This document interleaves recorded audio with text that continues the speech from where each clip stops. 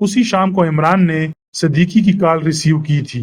वो कह रहा था, उस हुलिये का आदमी मिल गया है, लार्सन गोहन लिमिटेड में एक सेक्शन का इंचार्ज है, ताहिर नाम है, अजीम आबाद की कोठी नंबर 311 में रहता है। ठीक है, उस पर नजर रखो, फिलहाल छेड़छाड़ की जरूरत नहीं है। दूसरी तरफ से सिलसिला मुनक़ता होने पर उसने भी रिसीवर रख दिया और आहिस्ता आहिस्ता बाएं गाल खुजाने लगा। आंखें सोच में डूबी हुई थीं। क्या हुआ जनाब? ब्लैक जीरो ने सवाल किया। गाड़ी की निशानदेही कारामद साबित हुई। ताहिर का सुराग मिल गया। वो लार्सन गोहन कंपनी में किसी सेक्शन का इंचार्ज है। इसका मतलब ये हुआ कि रेखा को आपने तोड़ लिया है। हालात के साथ पलटा खाती रहती है। मुझे अब भी यकीन नहीं है कि वो पूरी तरह हमारे साथ है। अगर मिमी का बयान सच है तो फिर हम अहम तरीन आदमी तक पहुंच गए हैं। इमरान कुछ कहने ही वाला था कि फोन की घंटी फिर बजी। उसने रिसीवर उठा लिया। दूसरी तरफ से सफदर की आवाज आई थी। मैं तो हैरत जदा हो गया हूँ। क्या दुम निकल आई है? इमरान ने सवाल किया।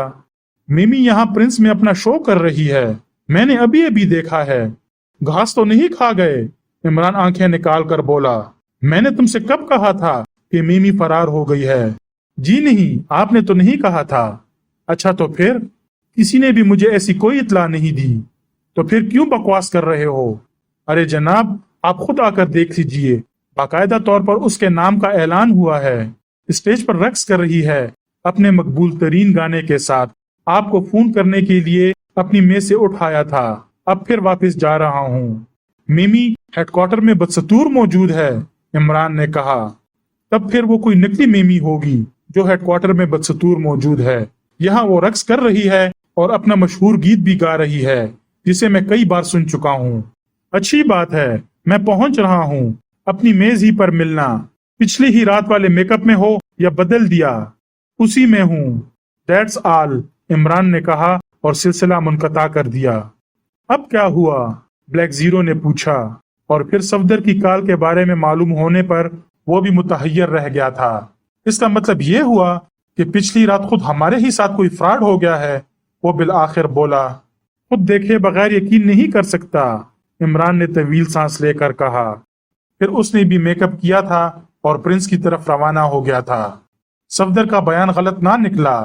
इमरान दरवाजे के करीब ही रुककर हैरत से स्टेज पर रक्स करने वाली को देखता रहा। वो गा गा कर रक्स कर रही थी। 100% मिमी की आवाज थी। इमरान भी कई बार सुन चुका था। गीत खत्म हुआ, रक्स भी थम गया और वो पर्दे के पीछे चली गई। हाल में रोशनी हो रही थी, इसलिए सफदर की मेज तलाश कर लेने में उसे कोई दुश्वारी पेश ना आई। सफदर उसे देखकर चौंक पड़ा, लेकिन इमरान आहिस्ता से बोला, मैं हूँ, बैठ जाइए। देखा आपने? हाँ देखा, लेकिन एक मेमी साइको मेंशन में भी मौजूद है। इसे भी अटल हकीकत समझो।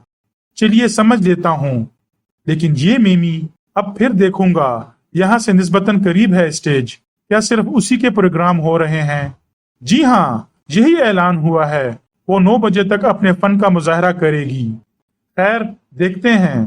ताहिर का सुराग मिल गया है। वो लार्सन गोहन कंपनी में काम करता है। सदीकी उसकी निगरानी कर रहा है, लेकिन वो लड़की, उससे भी ज्यादा अब मिमी की फिक्र हो गई है। सफदर कुछ ना बोला। थोड़ी देर बाद इमरान ने पूछा, सरदार भी दिखाई दिया था? नहीं, अभी तक तो दिखाई नहीं दिया। आज यहाँ दिन भर पुलिस वालों का ताना बंदा रहा था। खैरू के बारे में पूछगछ हो रही थी। आहा, याद आया। हाँ, वो उसके खानदान का पुश्ती नमकख्वार था। आखिर सरदार इसका क्या जवाब देगा कि वो महकमे खारजा के ऑफिस के पास क्या कर रहा था? कोई न कोई कहानी घड़ ली होगी। कहानियों का तो माहिर है। मैंने भी मालूम करने की कोशिश नहीं की कि उसने उसके सिलसिले में पुलिस को क्या बयान दिया है। कुछ भी हो, उसके मामले में एक खामी रह गई है। अगर लाश से मुतालिक सरसरी कार्रवाई हुई तो खैर कोई बात नहीं, लेकिन अगर पोस्टमार्टम की रिपोर्ट में उसके जिस्म से बरामद होने वाली गोलियों के सिलसिले में छानबीन हुई तो ये साबित हो जाएगा कि वो सिक्योरिटी वालों की गोलियों का निशाना नहीं बना था। सर सुल्तान इस बात का ख्याल रखेंगे। अच्छी तरह जानते हैं कि वो किन की गोलियों का निशाना बना था। मगर साहब, आप बाल बाल बचे थे। दफतन हाल में फिर म्यूजिक गूंजने लगा। मिमी स्टेज पर नमूदार हुई। उसके एक हाथ में माइक था और दूसरे में फूलों का गुच्छा। उसने गीत शुरू किया और थरकने लगी। कमाल है, असल हो या नकल, मुकम्मल है। इमरान बुड़बुड़ाया, लेकिन सफदर ऑर्केस्ट्रा की गूंज में ना सुन सका कि वो क्या कह रहा था। लिहाजा वो आगे झुककर सवालिया नजरों से उसे देखने लगा। इमरान ने सर को मनफी जुम्बिश दी और स्टेज की तरफ मुतवज्जा हो गया। बड़ी खूबसूरत आवाज थी और गीत तो गोया पहाड़ों का नकीब था, और फिर उसके जिस्म की लचक ऐसी लग रही थी जैसे आज़ा ने अलग से कोई और गीत छेड़ रखा हो। इमरान झूमता रहा। फिर अचानक किसी तरफ से एक फायर हुआ था और मिमी उछलकर बैकग्राउंड के पर्दे के करीब जा गिरी थी। बुरी तरह तड़प रही थी, लेकिन गीत बदस्तूर जारी था। इसमें न कर्ब शामिल हुआ था और न लय ही टूटी थी। फिर वो साकित भी हो गई, लेकिन गीत अब भी हाल में गूंज रहा था। ये भी अजीब अंदाज है, सफदर आगे झुक कर बोला। कत्ल और प्लेबैक म्यूजिक, इमरान ने कहा। होशियार रहना, शायद हम फंस गए हैं। दफतन हाल में सन्नाटा छा गया। खवातीनो हजरात, सन्नाटे में किसी की आवाज उभरी।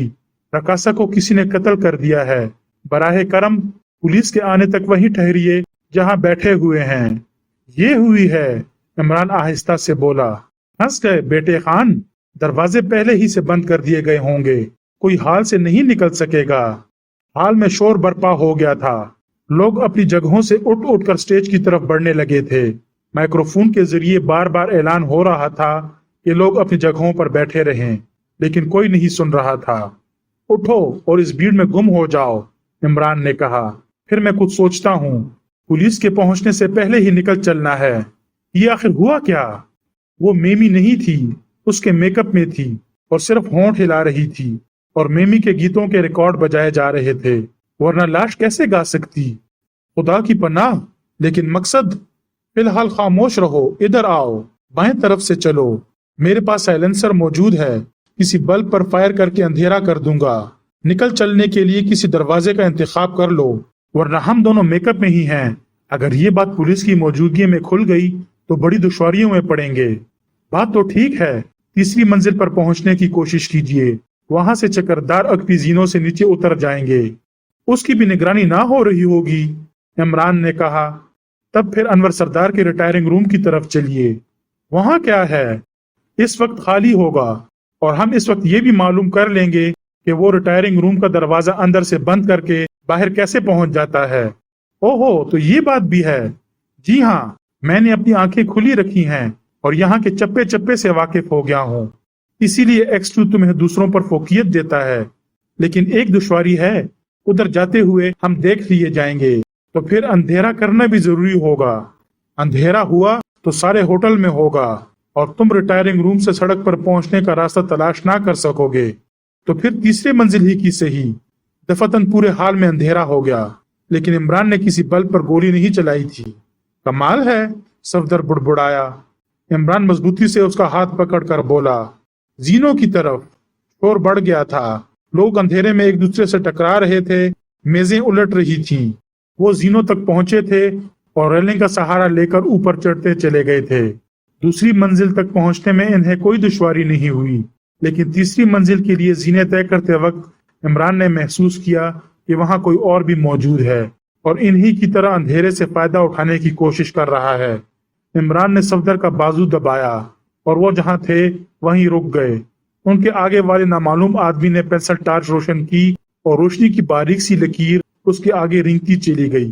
वो आगे बढ़ता रहा, हत्ता कि उस दरवाजे तक पहुंच गया जिसे खुद ये दोनों अगबी जीनों तक पहुंचने के लिए इस्तेमाल करने वाले थे। पेंसिल टार्च की रोशनी ही में वो उसका कफल खोलने की कोशिश करने लगा था। फिर दरवाजा खुला ही था कि इमरान का हाथ उसकी गर्दन पर पड़ा। वो खामोशी से ढेर हो गया। टार्च हाथ से छूटकर दूर जा पड़ी थी। इमरान ने टार्च उठाकर उसके चेहरे पर रोशनी डाली। वो हल्की सी सीटी बजाकर रह गया। कौन है? सफदर ने आहिस्ता से पूछा। कोई गैर मुल्की है, हो सकता है उसी सफारत खाने से ताल्लुक रखता हो। अब तो ये भी साथ जाएगा। आहा, बगली होस्टर भी मौजूद है और इसमें रिवाल्वर भी मौजूद है। वाह भाई, अब इत्मीनान से उतर चलो, इधर कोई भी ना होगा। ये खुद सरदार की हरकत नहीं मालूम होती। लेकिन ठहरो, पहले मैं नीचे उतरता हूँ, हो सकता है कोई उसका मुंतजिर हो।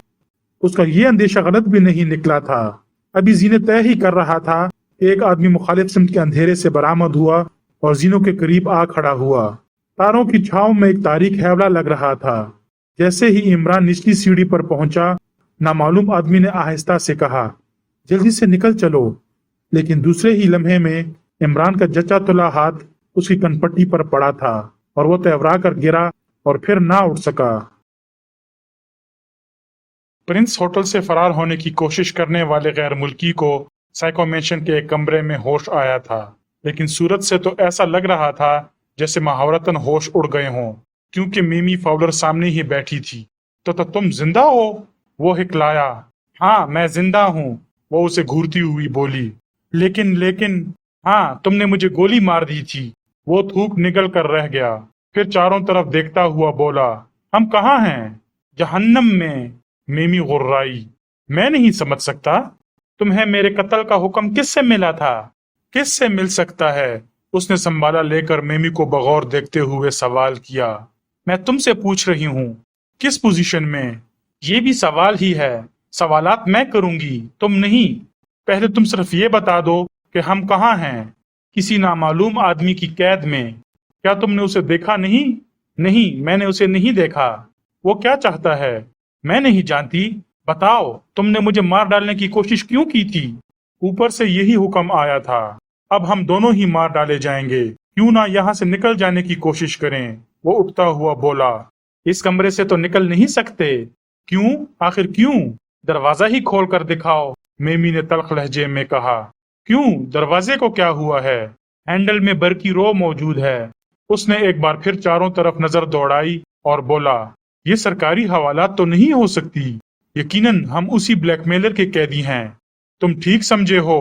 दफतन बाएं जानिब से आवाज आई। वो उछलकर उस तरफ मुड़ा। इमरान बाथरूम से बरामद हो रहा था।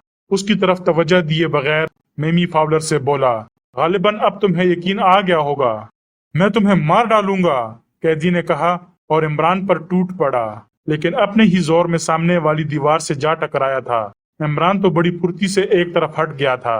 वो फिर पलटा, लेकिन कुछ ना कर सका, क्योंकि इमरान की ठोकर उसकी थोड़ी पर पड़ी थी।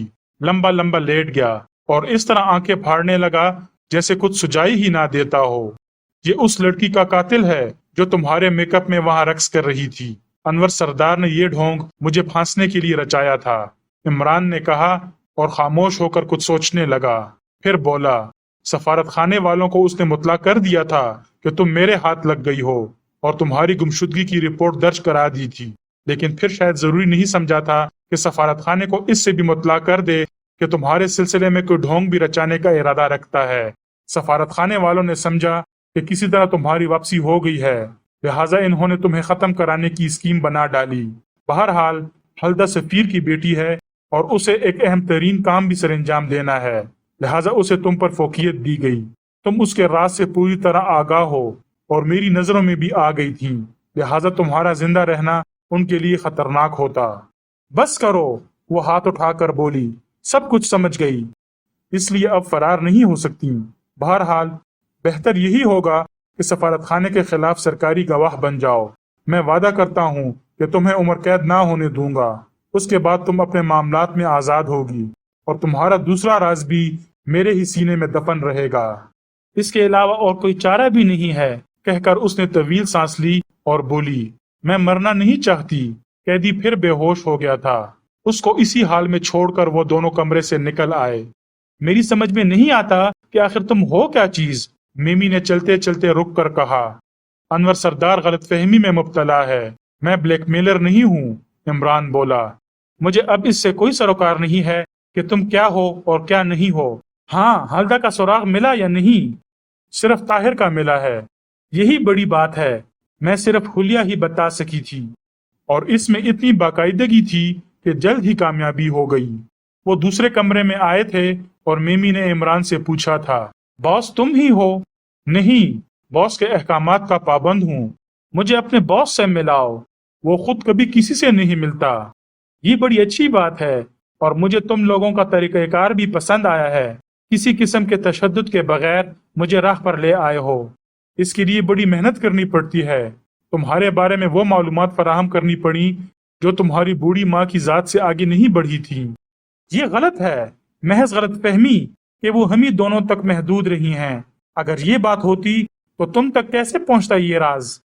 हमारे बैरूनी ममालिक के एजेंट बहुत तेज हैं, लेकिन ख्वाह दूसरों के मामलात में मुदाखलत नहीं करते। मुझे सिर्फ आराम करने दो, मैं बहुत थक गई हूँ, मेमी ने कहा और आराम कुर्सी पर नीम दराज हो गई। इमरान ने सादतमंदाना अंदाज में सर को जुम्बिश दी थी। वो नीम व आंखों से उसकी तरफ देखती रही। इमरान सर झुकाए बैठा रहा।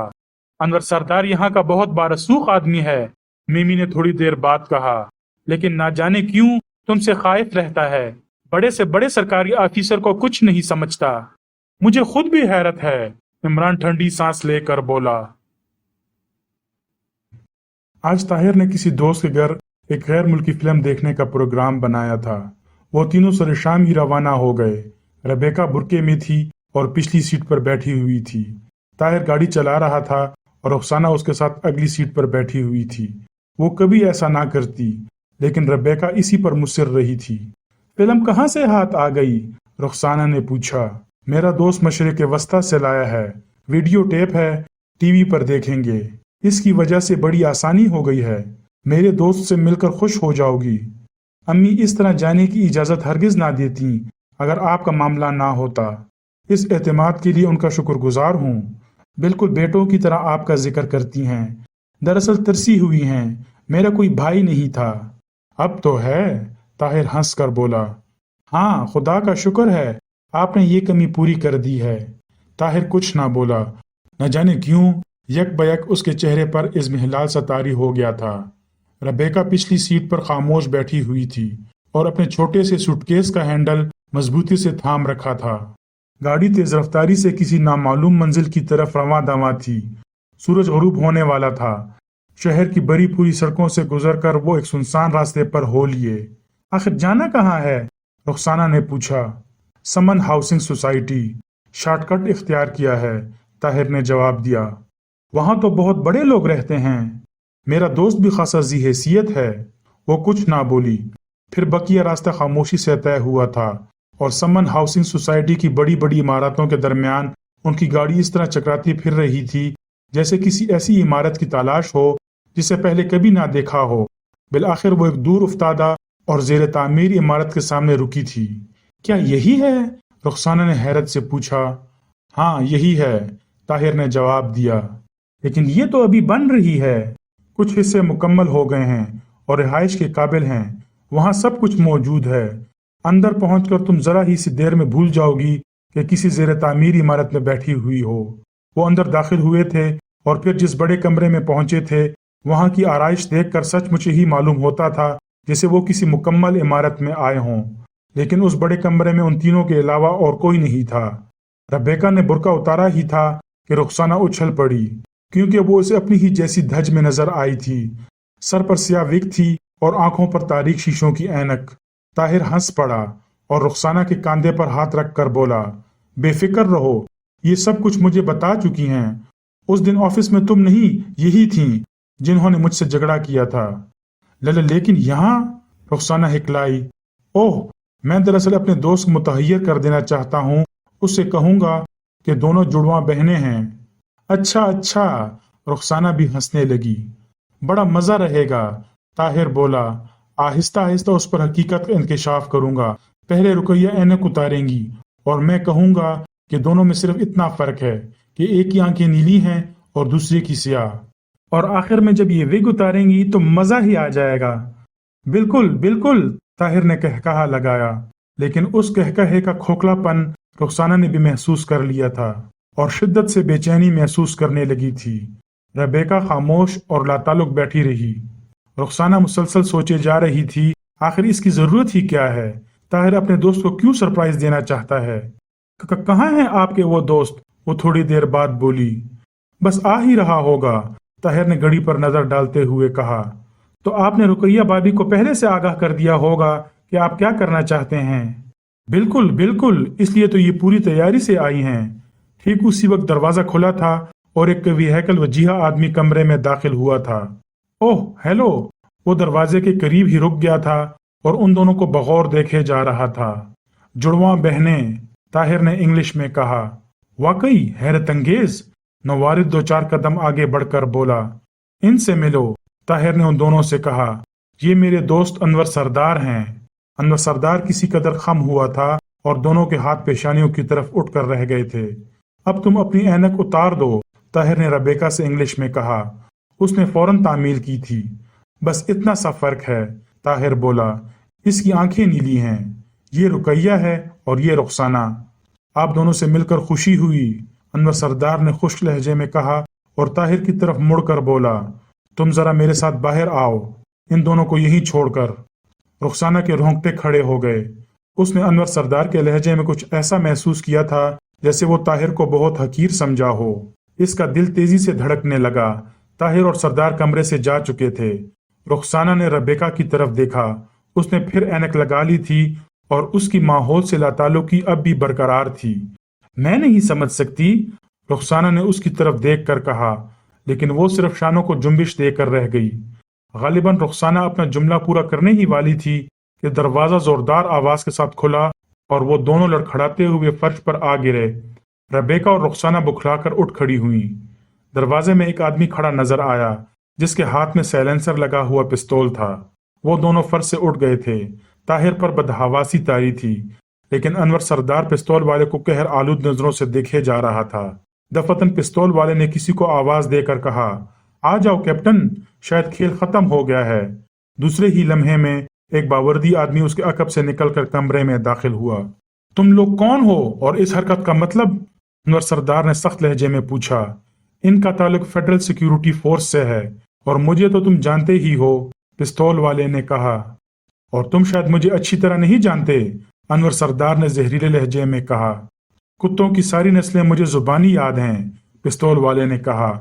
پھر باوردی آدمی سے بولا، کیپٹن سیاہ اینک والی ہو سکتی ہے۔ یہ کیا بکواس ہے؟ انور سردار حلق پھاڑ کر چیخا۔ چاروں طرف سے جھکڑے جا چکے ہو سردار، میں نے تمہیں خودکشی کا موقع دینا چاہا تھا، لیکن اوپر والوں نے سیکیورٹی فورس طلب کر لی۔ یہ عمارت اس وقت گھیرے میں ہے۔ آخر کیوں؟ کیا چارج ہے میرے خلاف؟ تم غیر ملکی جاسوسوں کا اعلی کار ہو۔ ثبوت وہ سامنے بیٹھا ہوا ہے، ہر چند کہ وہ دونوں ہم شکل نظر آتی ہیں۔ خاموش رہو بلیک میلر، مجھے بات پوری کرنے دو، گالیاں بعد میں دے لینا۔ ہاں تو میں کہہ رہا تھا کہ چشمے والے کی آنکھیں یقینی طور پر نیلی ہوں گی اور سنہرے بال اس سیاہ ویک کے نیچے پوشیدہ ہوں گے۔ عمران، میں تمہیں جہنم رسید کر دوں گا۔ سوال ہی نہیں پیدا ہوتا، تم یہ کیوں بھول جاتے ہو کہ میمی فاؤلر اور ریکھا میرے ہی قبضے میں ہیں؟ وہ تمہارے خلاف اپنے تحریری بیان دے چکی ہیں، ورنہ فیڈرل سیکیورٹی فورس کیوں حاضر خدمت ہوتی؟ طاہر بھائی، رخسانہ گھٹی گھٹی سی آواز میں بولی اور لہرا کر فرش پر گر پڑی، لیکن طاہر اس کی طرف دیکھ کر رہ گیا تھا۔ فورس کے کیپٹن نے ہتھ کڑی کا جوڑا نکالا اور انور سردار کی طرف بڑھا۔ خبردار وہیں ٹھہرو، تم جانتے ہو میں کون ہوں؟ انور سردار دھاڑا۔ خاموشی سے ہتھ کڑیاں پہن لو، بعد میں یہ بھی سن لوں گا کہ تم کون ہو، کیپٹن نے کہا۔ لیکن انور دیوانہ وار اس پر ٹوٹ پڑا اور دونوں گھتے ہوئے فرش پر چلے آئے۔ دفتن ربیکہ نے دوسرے دروازے کی طرف دوڑ لگائی تھی، لیکن عمران نے جھپٹ کر اسے پکڑ لیا اور پھر رخسانہ ہی کی طرح وہ بھی فرش پر گر گئی۔ انور، خود کو مقدر کے حوالے کر دو ورنہ کھوپڑی میں سوراخ ہو جائے گا، عمران نے پستول کی ناک اس کی کنپٹی پر رکھتے ہوئے کہا۔ اتنے میں دو باوردی اور مسلح آدمی کمرے میں داخل ہوئے اور یہ کھیل زیادہ دیر تک جاری نہ رہ سکا۔ انور اور طاہر کے ہتھ کڑیاں لگا دی گئیں۔ وہ بلا کی اداکارہ ہے جناب، عمران نے سر سلطان سے کہا۔ رخسانہ کے ساتھ اس لیے رکھی گئی تھی کہ اس کی آواز اور چال ڈال کی نقل اتار سکے۔ اس کا وہ پاسپورٹ بھی ہاتھ لگ گیا ہے جو رخسانہ حبیب کے نام سے بنوایا گیا تھا اور اس پر آنکھوں کی رنگت نیلی درج کرائی گئی تھی۔ اگر طاہر کا سراغ نہ مل گیا ہوتا تو وہ کل رات ہی کو 12 بجے والی فلائٹ سے نکل جاتی اور رخسانہ کو اس وقت تک اس عمارت میں روکے رکھا جاتا جب تک کہ طیارہ یہاں سے پرواز نہ کر جاتا۔ وہ اسی لیے وہاں لے جائی گئی تھی۔ بیچاری مفت میں ماری گئی، لا علمی میں چوٹ کھا گئی۔ اگر اس کے مذہبی جذبات نہ ابارے جاتے تو وہ اس حد تک ہلدا کارلوس کی گرویدہ نہ ہوتی۔ بری طرح ایمان لے آئی تھی اس پر۔ میں نے کاغذات کے بارے میں پوچھا تھا، سر سلطان بولے۔ محفوظ ہیں، ہلدا کارلوس ہی کے پاس تھے اس وقت، لیکن اب آپ کے اس چہیتے ڈپٹی سیکرٹری کا کیا بنے گا جس کی تحویل میں تھے وہ کاغذات؟ جہنم میں جائے، سر سلطان برا سا منہ بنا کر بولے۔ روز روشن میں یہ کارنامہ انجام دیا تھا میمی اور ہیلڈا نے۔ ڈپٹی صاحب یہاں دفتر کے ریٹائرنگ روم میں ہلدا کے ساتھ رنگ رنگیلیاں منا رہے تھے اور میمی فاولر نے دفتر کے سیف پر ہاتھ صاف کر دیا تھا۔ ہاں، میں نے میمی کا بیان دیکھا ہے۔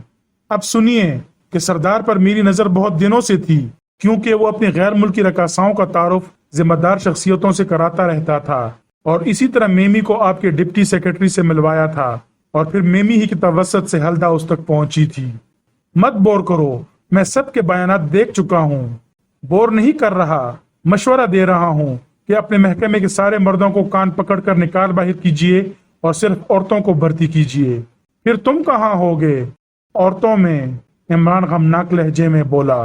یہ بہت برا ہوا کہ سردار نے خودکشی کر لی۔ اس سے بڑا ڈرپوک آج تک میری نظروں سے نہیں گزرا تھا۔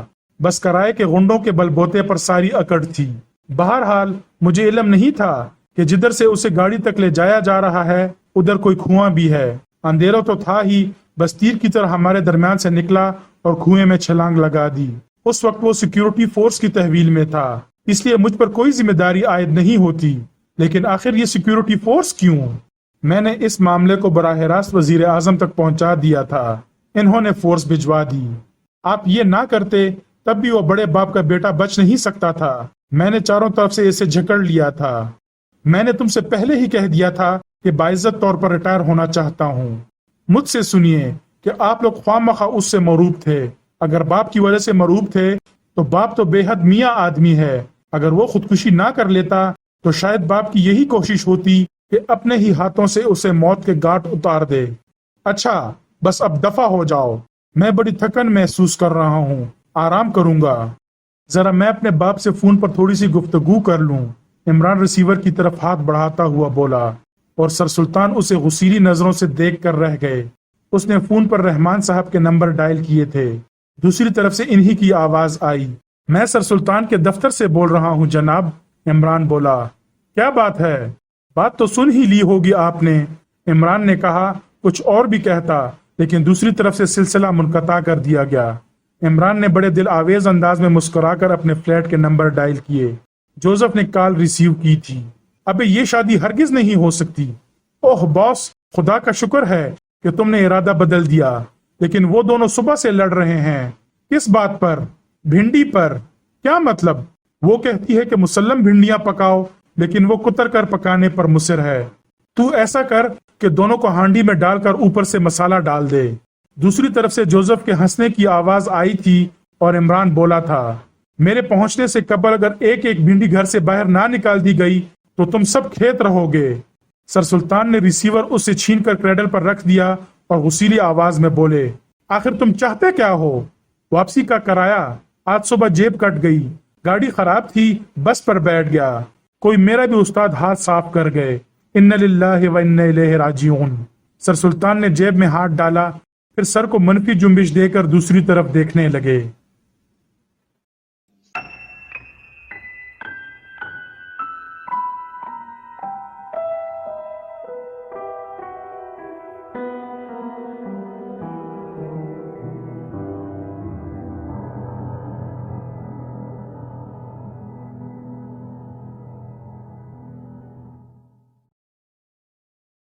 اگر کہانی اچھی لگی ہو اور آپ کو میرا کنٹینٹ پسند آ رہا ہو تو مہربانی فرما کر چینل کو سبسکرائب کیجیے اور آنے والے کہانی اور ناولوں سے لطف اندوز ہوتے رہیے گا۔ بہت بہت شکریہ۔